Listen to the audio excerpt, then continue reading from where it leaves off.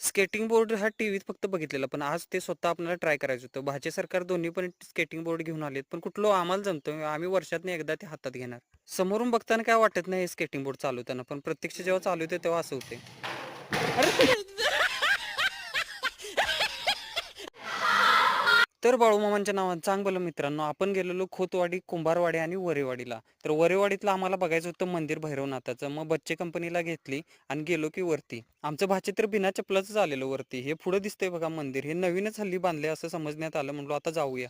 एवढं भारी वाटत का नाही मंदिरात, एकदम शांत मंदिर, हे शांत ठिकाणी बांधले आणि साईडला जंगल वगैरे आहेत. आमच्या भाचे सरकारला म्हणलो उभा राहता, एक तुझा फोटो काढूया. सकाळपासून वरेवाडकरांनी पण भरपूर प्रेम दाखवलंय.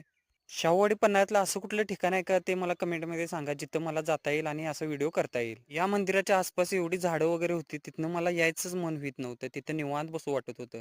बांबवडे भागात गेलात तर खरंच एकदा वरेवाडीला जावा.